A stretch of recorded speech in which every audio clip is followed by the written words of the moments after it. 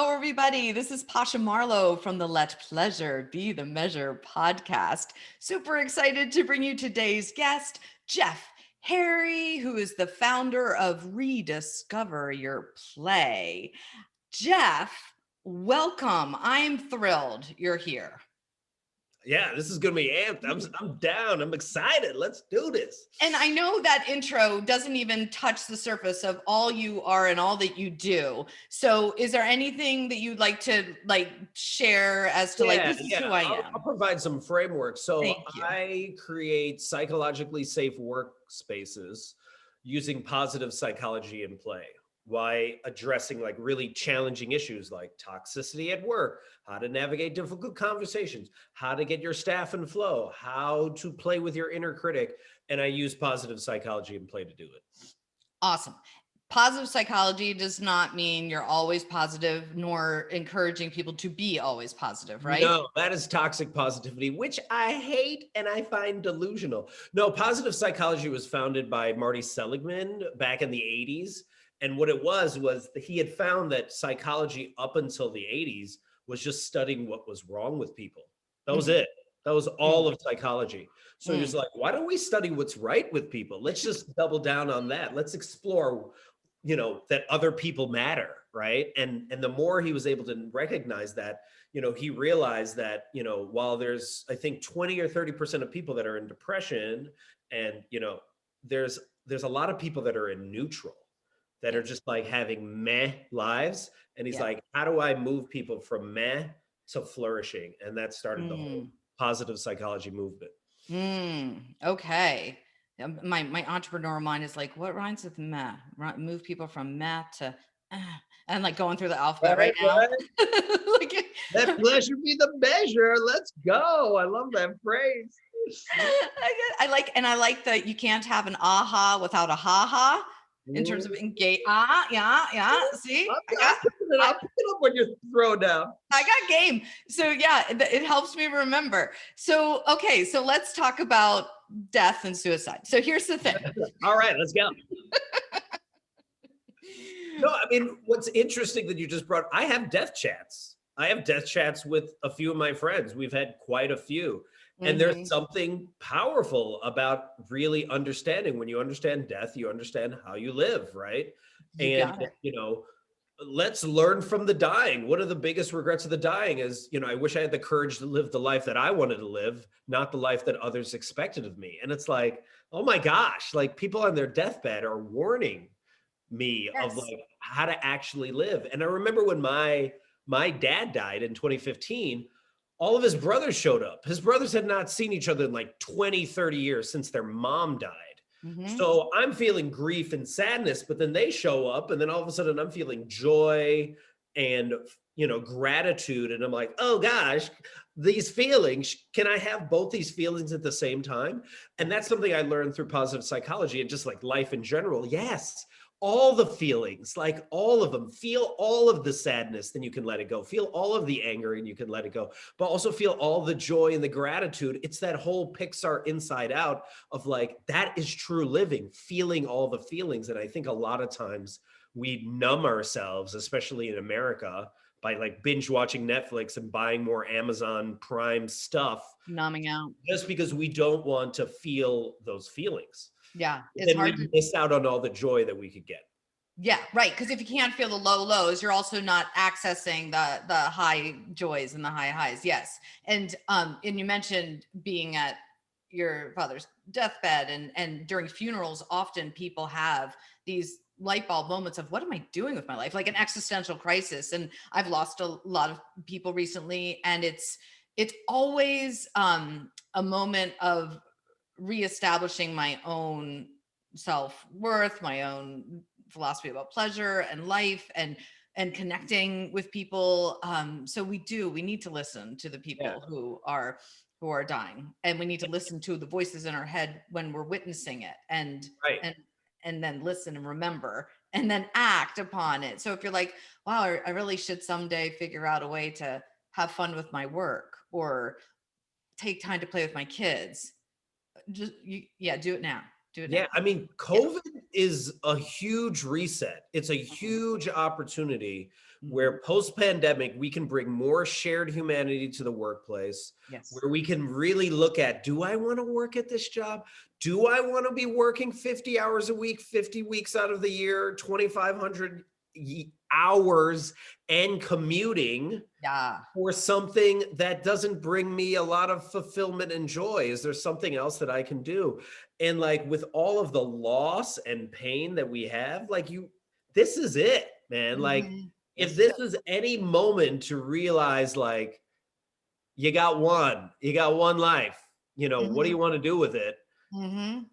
You don't have time to just I love binge watching Netflix, but you don't have time to just binge watch Netflix for the rest of your life and Yes. just numb yourself, because there's a lot of really dope things you can do in the world, but you don't have a lot of time to do them.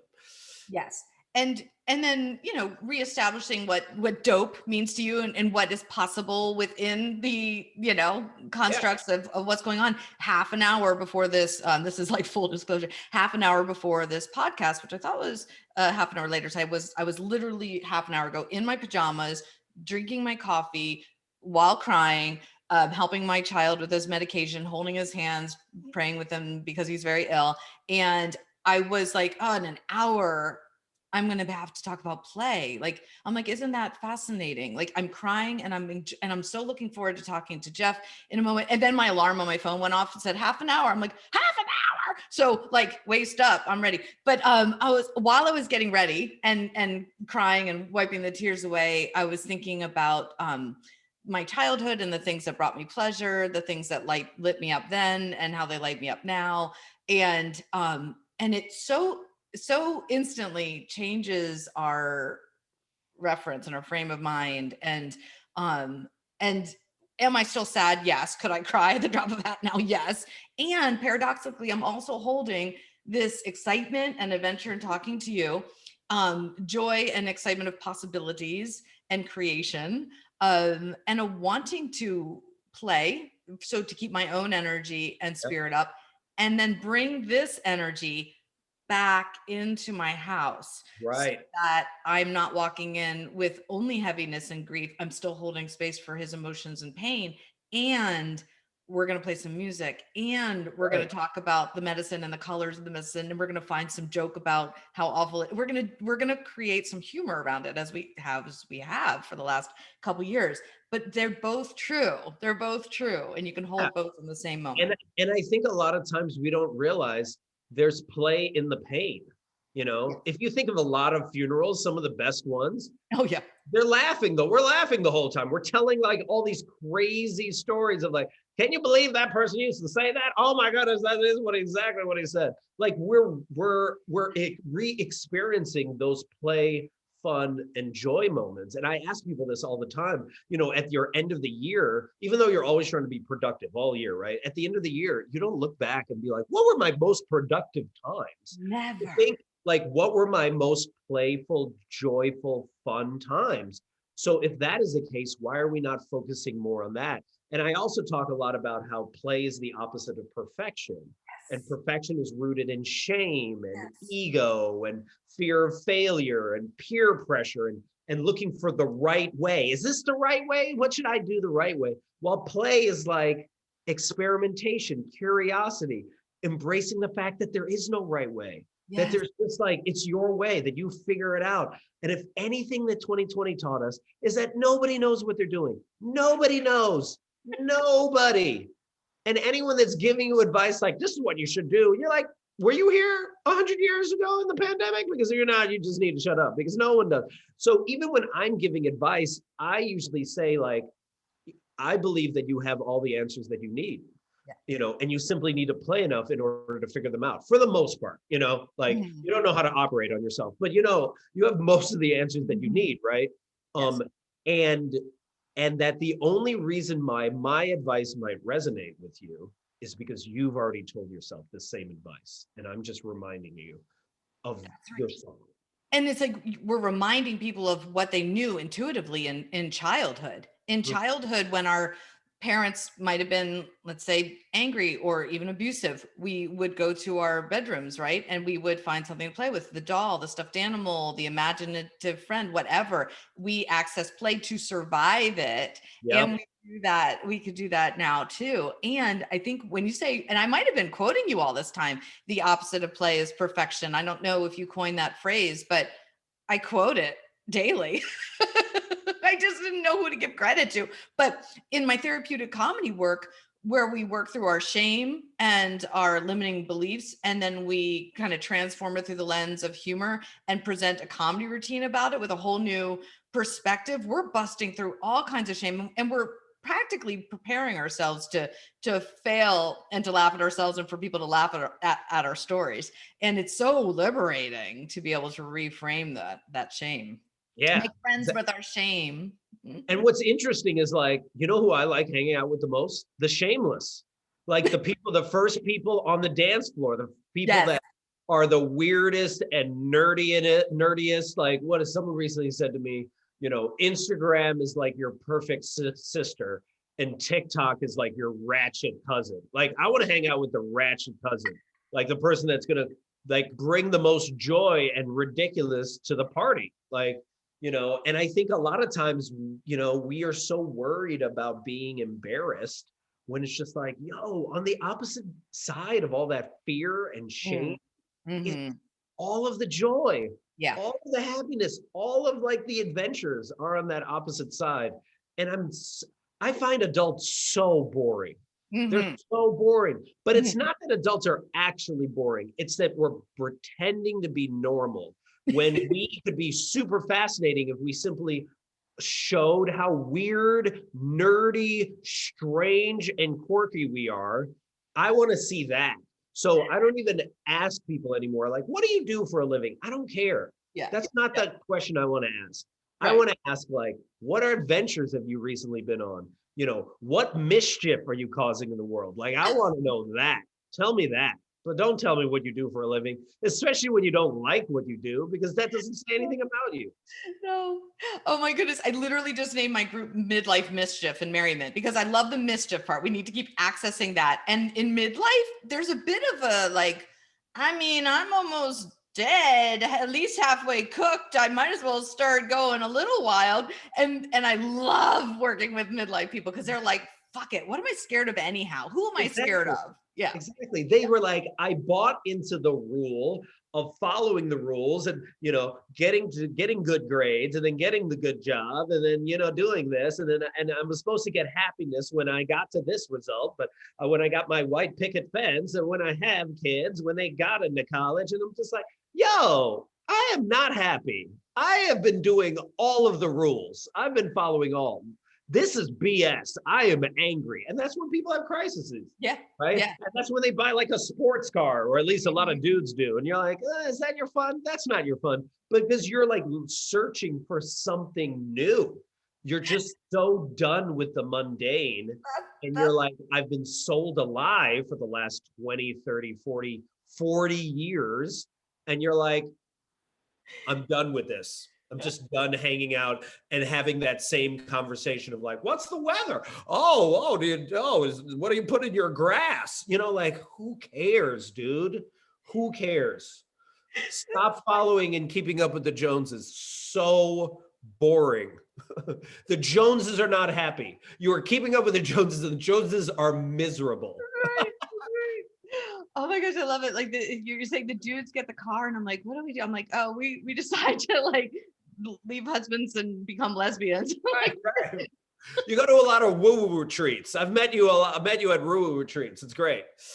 Oh yeah, yeah. We tapping into our woo. In fact, one of the things, this is just bringing it back to my kid for a sec, but this is where all my work is based on. He's got these huge, like, will look like scratches across his whole torso and back, and the doctors are convinced he is cutting. And I understand that he's in a lot of pain, mentally and physically, with his illness.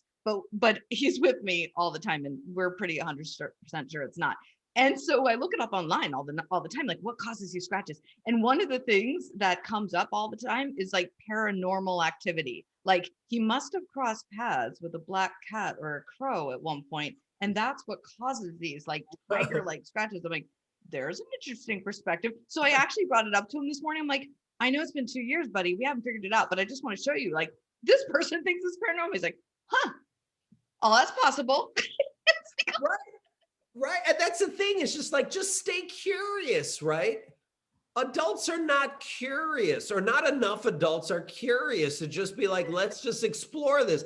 I don't know, it might seem ridiculous, but why not? Maybe it will be, and instead it's just oh, I mean, the amount of parties that I've been at of like the rich and affluent, and I see like the affluent deadness. I came up with this term called affluent Ooh, deadness, I where like it. I see, I know people that are rich. I know people that are famous. I know people that, like are influencers, right? And have tens of thousands, if not hundreds of thousands of people that like love them. Love But when that. you talk to a lot of people, especially a lot of rich people, there's just a deadness in their eye. And when Yeah. I ask them, I'm like, what is it? It's they either are dead or they feel dead because they thought they would be happy when they reached this point and they're not. Yeah. They are constantly comparing themselves. So maybe they're worth $5 million, but someone else is worth $10 million, or it's just not enough. It's just never enough. Yeah. And then the worst part is then they post on Instagram how happy they are. And you're like, dude, I know what's going on with you. So then they sell this lie to everybody else, and then everyone else is trying to get up there, right? Right. And like the results just never bring you the happiness. And if you need lessons from that, like Michael Phelps, 23 Olympic gold medals, went into depression right afterwards. A lot of Olympic medalists do that. Anthony Bourdain had the job everyone wants in the world. Wasn't enough. So like, we really have to be practicing, how can I be joyful, grateful, and playful in the moment, in any moment, right? Instead of thinking, when I get this, that Yes. is when it's going to bring me joy. Because expectations are the thief of joy. I say that all the time. And that is why 2020 was so rough also for people, because December 31st, 2019, people are like, oh my gosh, 2020 is going to be my year. This is the year I'm going to get married. This is the year that I'm going to change the world. And I'm going to start my business or quit my job. And then it was like, none of that happened. None of that happened. And you were like, and you couldn't handle it. And the people that thrived in 2020 were the people that were able to let go and being like, this is the reality. This is it. It is what it is from a positive standpoint, and was like, I'm going to make it whatever I can with whatever I have and have And for myself. the people I know who have thrived are the, creatives, those with neurodivergence, those with ADHD, those that are like use their art somehow tapped into their play. Those are the people that seem to really pivot and thrive in 2020. But I know you go into businesses. My daughter works for Microsoft, very analytical. I'm not sure if she's like, Mom, play. Oh, I can't really make a living doing that. But when you go into businesses such as Google and Microsoft, is that the most challenging person to speak to, is somebody who's, executive and making lots of money and doesn't maybe have time, in quotes, to play? Is that your most challenging? It depends, right? Like, I tell a lot of businesses, Stephen Johnson says the future's where the fun is. And if you think of the companies that thrived in 2020, they were the ones that were most likely to embrace failure, most likely to play, most likely to take risks. The TikTok, Clubhouse, Disney Plus, Hulu, Netflix, like a lot of these companies that are just trying out crazy things, right? Even like HBO Max is like, we're going to do a movie every month, every week. We're going to come out with a new movie. Okay.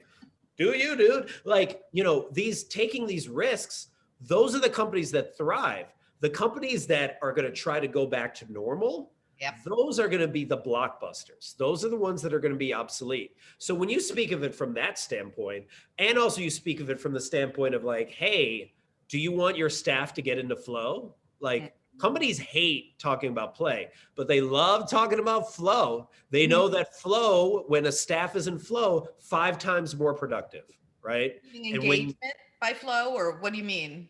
So the actual like scientific analysis of flow. So Dr. Csikszentmihalyi talks about how flow is when you are in a state of consciousness almost where you forget about time. It's your ikigai, it's your zone of genius. Where, you have your, Gay Hendricks talks about how you have your zone incompetence, things you're not good at, zone of competence, things you're average at, zone of excellence, things that you get paid for that you're really good at, but you don't care either way. That's where a lot of people are in. But zone of genius is the work where you forget about time.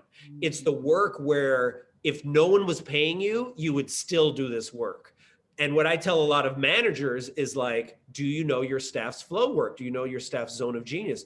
Because if you ask your staff and you help them do more of their flow work, like what is the work that you love to do most at this job? Yes.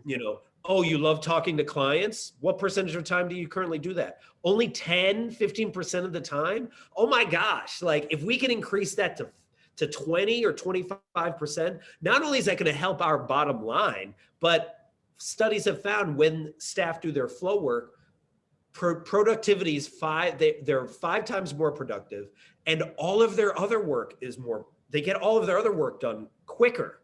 Right. Because they're doing the work that makes them come alive. They're doing the work where they feel seen or heard and actually, brings them joy. So I ask people all the time, and then when managers are like, oh man, I've never thought about that. And then they test that out and they're like, oh, whoa, not only is this now helping us bring in more revenue, it's reducing turnover, right?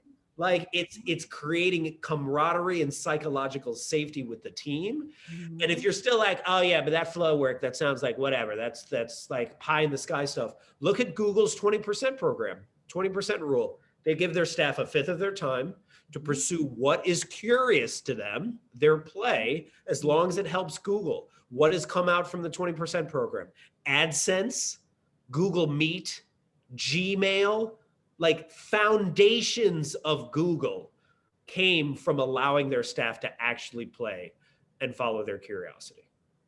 Very cool. My daughter sends me pictures of her life at Microsoft, and they have like recess often, and they have, lattes and sushi and exercise time. And she gets physical fit, which she loves, physical fitness and movement.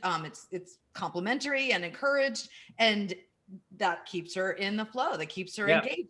And what do you say to the leaders in terms of this idea of like leading with play, leading with laughter, leading with pleasure, where it doesn't decrease their ability to lead or their expertise or their professionalism? Doesn't it also make them even more trustworthy and relatable? Yeah, absolutely, because they're being more vulnerable. I mean, again, we go into work already playing.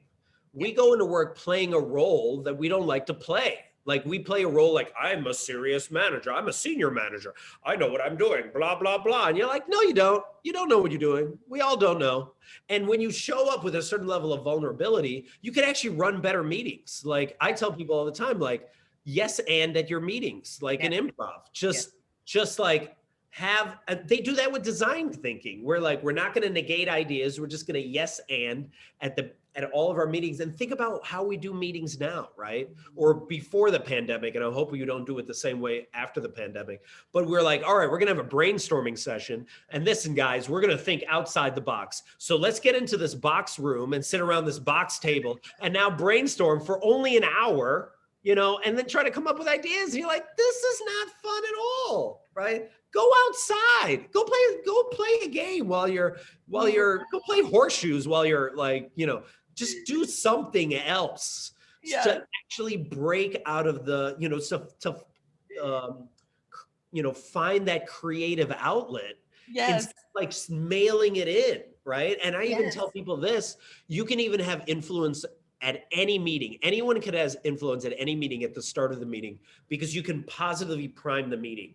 Before the meeting even starts, the first words that come from someone as people are trickling in, if they're words about like their dog and their baby or something good that's happening, it actually primes the meeting to be more positive and thus more productive. Cool. But if you start with someone complaining, and this is 5 minutes before the meeting starts. Yeah. It totally changes the vibe. So there are like these subtle things that we can do to just be a little bit more playful, right? As a team manager, we could be like, all right, listen, we always approach this project in the same way. I don't want to do that anymore. Let's take some risks. Give me some of your craziest ideas. And we're just going to yes and these ideas, because sometimes the craziest idea that you know you'll never do still may spark the actual idea that you do. Absolutely. And when meetings suck, why do meetings suck? Because they're way too long, because they Mhm. should end when they need to end. Like if Mhm. they're 7 minutes, make them 7 minutes, right? Mhm. And also, they're not fun. They're not Mhm. fun because it feels like you're just following this script and people are just stuck there. And Yeah. there's no level of engagement or connection. And there should always be engagement and connection at meetings, or you should stop doing them. Agreed. And do you feel like embodying it and moving your body is most important, like getting people up and moving, or not necessarily? I mean, it's totally up to you, right? It's you do Uh-huh. you, boo boo. Like it's different.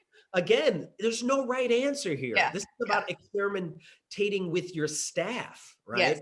Another thing to create psychological safety is I ask managers all the time, do you know your staff's languages of appreciation? Like, Mhm. do you know how your staff like to receive?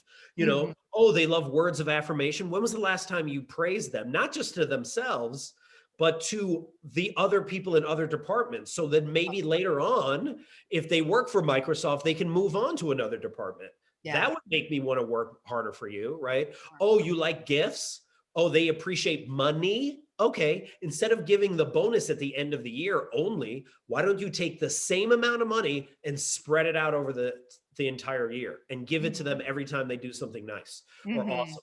You know, that also increases happiness and engagement. Oh, Yeah. you like acts of service? Tell them to go home on a Friday early and then you'll Yeah. cover their work. You Yeah. know, these are small things that we can do that again create psychological safety so we can play. Because I did team building events with like the top tech companies for like a decade. I don't do forced fun anymore. I hate Mhm. forced fun.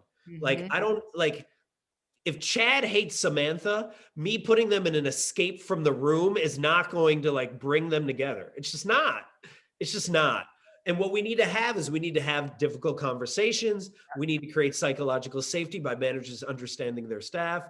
And we need to come from a place of shared humanity. Yes. Yes. And for you, on the days where it's difficult and you wake up and you do this play work, how do you pull yourself out of it? What is your go-to? So I learned this from my friend Desiree, who like travels all over the world, and she would ask this really interesting question: whether she was having a good day or having a bad day. She would always ask this: how can it get any better than this? Mm, And she would ask this question from a place of like curiosity, not from mm, like a place of yearning, but like I need this. Like mm. it has to get better than this, but more like, how can it get any better than this? Like, interesting. So I always start my day with TikTok videos. I make a TikTok video. It puts me in the framework of play. It frames my day as seeing everything as play. And then I'm like, ooh, how can it get any better than this? Right. So I'm like, you know, today I made this TikTok video to start my day. Ooh, how can it get any better than this? Ooh, now we're on this podcast. How can it get any better than this? Right after this, I'm doing a podcast with my colleague Lauren. How can it get any better than this? And then later on, I'm talking to some college students trying to help them to play more as they're stressed out about college. How can it get any better than this after that? I don't know, but I'm open. And I think a lot of times when people say I had a bad day, I challenge them. I say, I don't know if you had a bad day. What you had was a bad moment. And Mhm. then you ruminated about that bad moment because Mhm. thoughts usually last between 9 seconds and 90 seconds. And you Mhm. just kept going over that bad moment. And then you primed your mind because your mind is constantly looking for patterns. You Yes. prime your mind to look for the next bad moment and the next bad moment and the next bad moment. Yeah. But by simply asking this question, how can it get any better than this? You can shift your day, you can shift that moment, and you can potentially shift your life. Absolutely. I always say it as how could it be more beautiful than this? But the same idea, and it could be in a scary doctor's appointment or during a scary treatment. How could it be better than this? Can we get some fuzzy socks on? Can we change the Mhm. temperature? Can we wear a colorful shirt?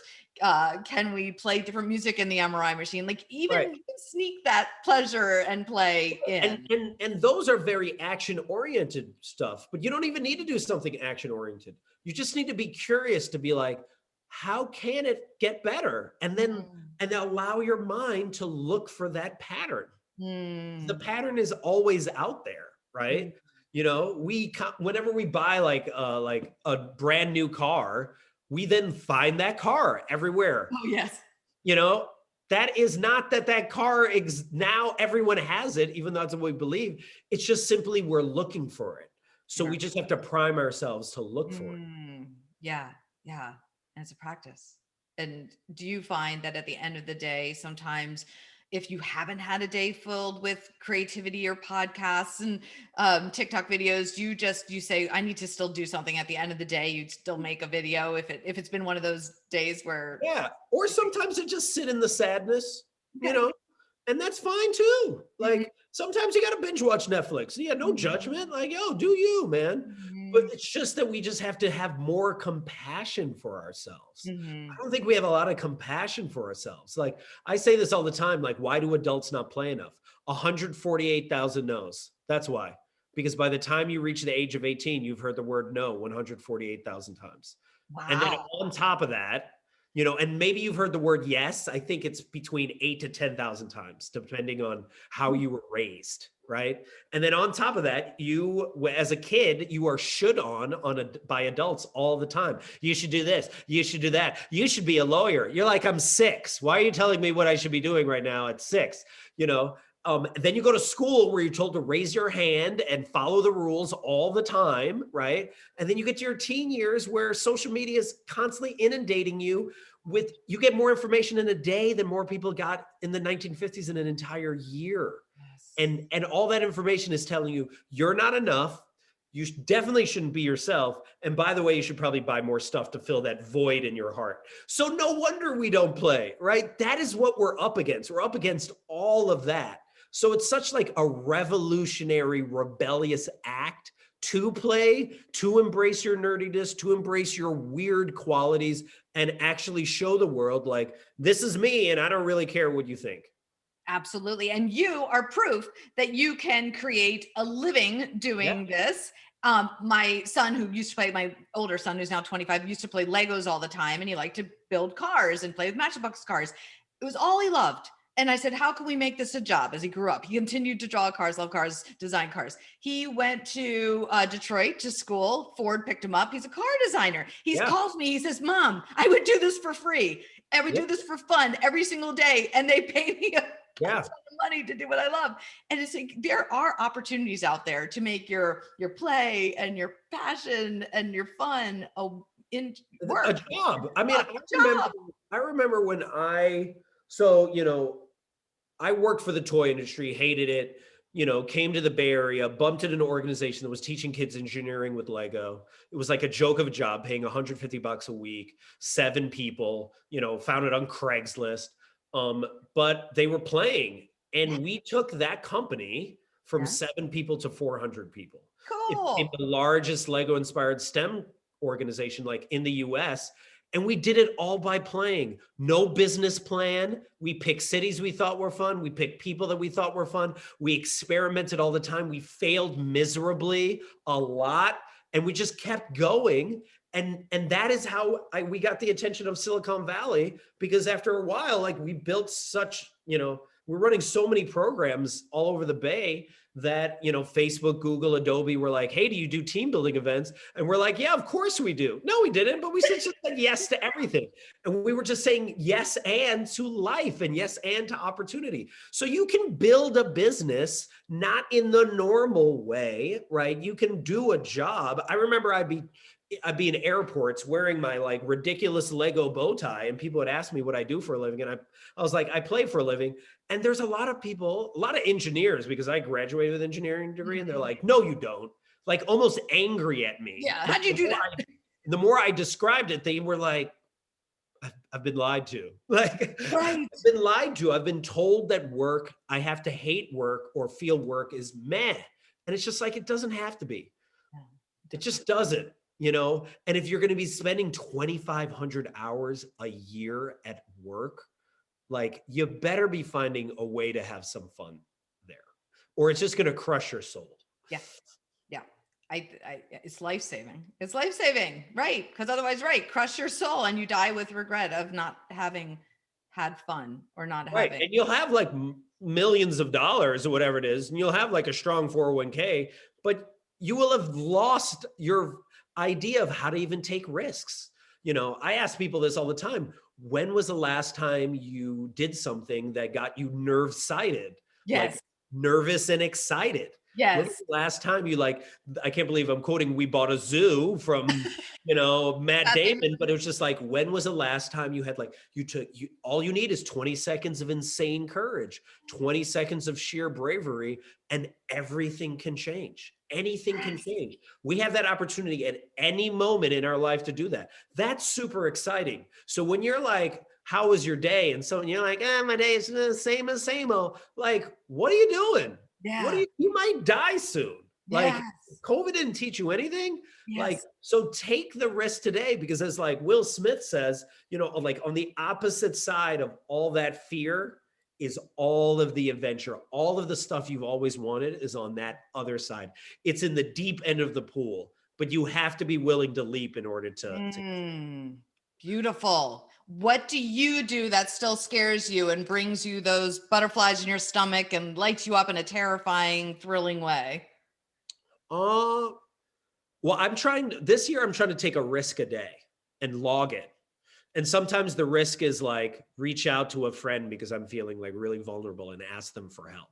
Or it could be like, let me apply to this podcast that I have no business applying to. Yeah. Right. So it's different each and every time. Yeah. And again, the thing that's interesting about it is like, it's not even about the act. It's not about whether I get the podcast or not. It's about the fact that I just proved to myself, Yes. oh my gosh, I'm going to do something. I'm going to make a video that makes me really nervous because people might not like it. Mm-hmm. Do it. Yes. The thing that makes you both excited and, and nervous, do it and just see. Because when I'm able to do it and jump into that deep end of the pool, I'm like, oh, it's not that bad.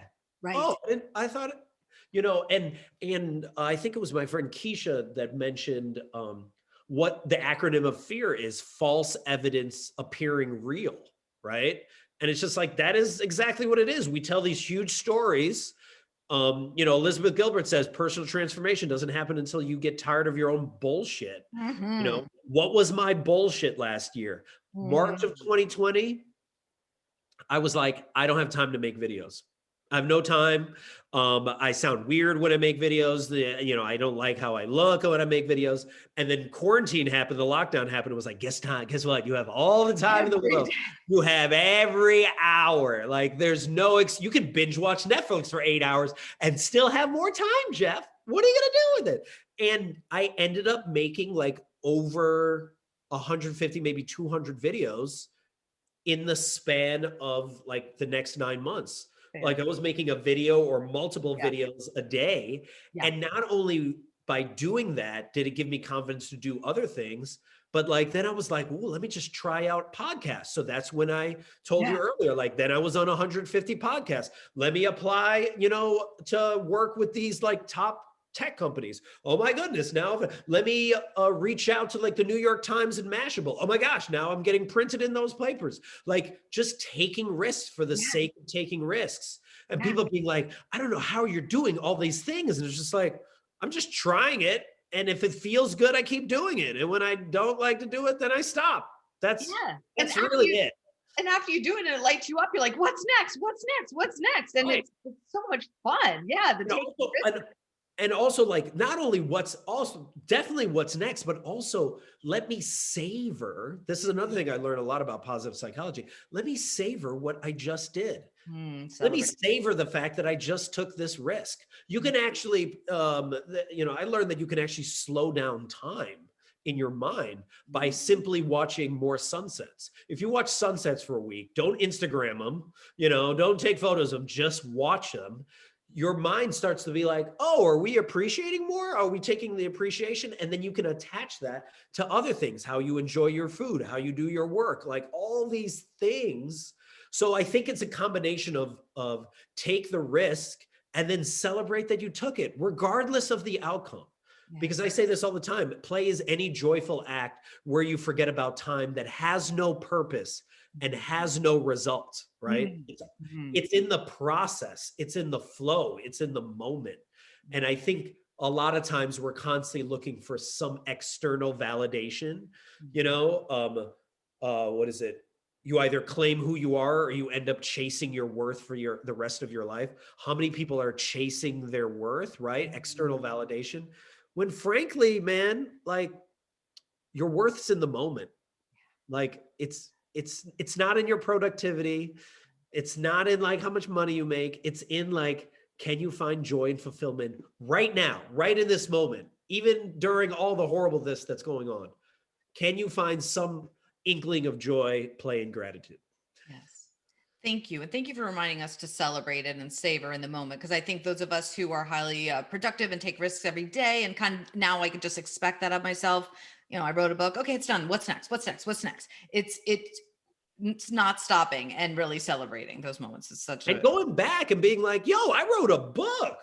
Like, yo, let's celebrate that again. Didn't we already say, yeah, we're going to celebrate it again. Yeah, I'm going to celebrate my birth. Like someone told me the other day, we're like, I'm going to celebrate a day for each day that I've been alive for my birthday. And I was like, okay, like, cool. think about it. If you're like 80 years old, that's 2 months of celebrating. Yeah, you do you, dude. Like, that's amazing. Almost 3 months. So like, we need to be spending more time celebrating. And Uh, not like, and here's something interesting I just learned from TikTok of all places, is the way in which you celebrate the same way in which you cope. But you mm, have to be aware of that. Like, ooh, I celebrate by binge watching Netflix. I also celebrate by binge. I also, when I'm depressed, I binge watch Netflix. So we have to be also aware, just be aware of like, how are we actually really enjoying and being grateful, and the celebrations don't have to be these huge like parties. It could be something as simple. I learned this from my play mentor Gwen Gordon, where well, here, let's just do it. Okay, tell me how awesome you feel about your book, about writing your book. well, I'm very impressed with myself that I finished something and that and frankly, as soon as it was out, I was like, what's next? I should write another book. That was easier than I thought it would be. And I keep it by my desk because sometimes I forget I did it because I didn't celebrate it enough. I literally keep it on my desk. I'm like, oh right, you did that thing because I didn't savor. And I love that as you're telling me this, because then I get excited because I'm like, ooh, can I write a book? Ooh, maybe that's possible for me. And I'm like, ooh, and then now she's like bold enough now to write another book. So I'm so excited about that. And then what do you think of when I say that? It lights me up that you want to write a book, and it makes me feel better about myself that I encourage some bravery and risk taking in you. See, and then so Gwen Gordon taught us how to do it back and forth. And the Yeah, more you do that savoring back and forth, you yeah, go deeper and deeper and deeper. So you yeah, keep responding to how that person felt and how yeah. that's making you feel. And then you can actually more solidify the memory in your head Cool. I of the like it. celebration by doing that. Yeah, Because I think a yeah. lot of times it's like, I wrote this book. All right, what's the next thing? And it's just like, whoa, let's keep going back and celebrating those really important moments in our life. It's so true. You're calling me out on my shit right now because that's exactly what I do. And so yeah, I really appreciate it. It's very wise and important because if we're going to constantly chase our worth, like you said, otherwise. So Yeah, and I even did that. I wrote an article called the Play Fun Joy Index. I do it every year because I don't believe in resolutions, because by like the time I'm 13 days out, you forget your resolution. what did But I say? but the Play Fun Joy Index, what I ask people to do is, even in 2020, look back at your year and what were your most playful, fun, and joyful moments. And I asked certain questions. What was your most awe-inspiring moment? When did you laugh the most? Who did you laugh with? Who were the people that were surrounding you during that time? What was your biggest risk and what did you learn from that? Like, let's celebrate all of when did you smile the most? Just like, again, looking back at that, you're like, oh my gosh, it was when I did this. Oh, this is when I was doing this. And then you can be like, wait a minute, okay, for 2021, right? And we can still do this for 2021, based off of what I loved so much about 2020. what joyful moments do I want to have in 2021? And just simply the anticipation of planning them, even if they're like, even if we know we're going to still maybe be in quarantine, they just thinking about that Yes. brings a certain level of joy and gratitude. Yeah. Yeah. Yeah. The just before you leap is often the most fun. Yes. You light me up so much, and I want to continue to talk to you and play with you and all the things. Is there a game that you just love as we close it up? Like a game that it just makes you like connect with people, something that we could do quickly together, whether it's an improv game or a play that you bring to. Oh, well, let me first do this. This is something that can remind you who you are, which is really great that Good. people can do after they finish listening to this. Great. So, this is something you do with your friends. You reach out to 3 to 5 of your closest friends, and do this when you like forget, like you're feeling stuck or you're feeling like I'm not motivated. What's happening? So you reach out to 3 to 5 of your closest friends. And you ask them these 2 questions. Okay. What value do I bring to your life? Because I think a lot of times we forget, what do I do for you? Like, what impact do I have on the world? Like, why are we friends, right? So what value do I bring to your life? And then the second question I ask is, when have you seen me come most alive?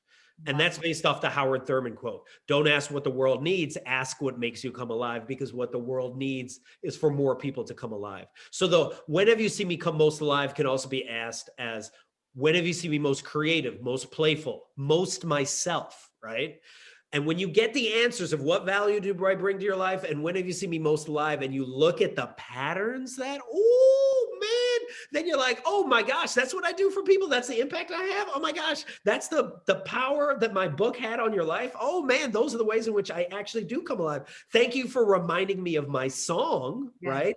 And then you go back out to those same friends to be like, hey, now help me to play more in these ways. You have a tipsy play storm and come up with a bunch of ways in which you can do that. So that's something that people can do, in the comforts of their own home. I do this on Clubhouse. It's an introspective question play game. And it's called the Tombstone game, which people are like, oh, Tombstone, that sounds so sad. But it's like, what do you want on your tombstone? So fill in the blank here, and I'll go first. But it's like, here lies blank, best remembered for blank, blank, and blank. So I'm like, here lies Jeff, best remembered for embracing play, being his nerdy, weird, strange self, and loving Cobra Kai. All right. So so that's mine. What is yours? Oh gosh. Here lies Pasha, mama bear snuggle bunny at heart, who waited half her life to find out how to laugh, and then laughed till she died. So I love that. So then you can be like, today, am I being a mama bear? Am I being a snuggle bear? Am I laughing, and doing the thing that makes me come most alive? So you can just like repeat that back to yourself and be like, dude, this is a mantra now. So like, these are like just simple ways we can just play more. Simple and meaningful and powerful. Yes. Yes. You touch parts of my heart and soul and spirit that do light me up and remind me who I am. It's such a gift to talk to you. Such a pleasure. Thank you for exploring all the emotions and holding space for all of the emotions and doing this for your work. It's brilliant. It's brilliant. Thank you so much for having me. This was so much fun. I'm inspired. I know you've got like 20 more today. Probably after this, I get to do another podcast and it's about like kink. So like I'm playing the range. I don't even know what I'm walking into. All right. Good luck. Well, have an amazing time. I have to go, but this has been such a pleasure. Thanks so much. Thanks, Jeff. Thank you. Bye.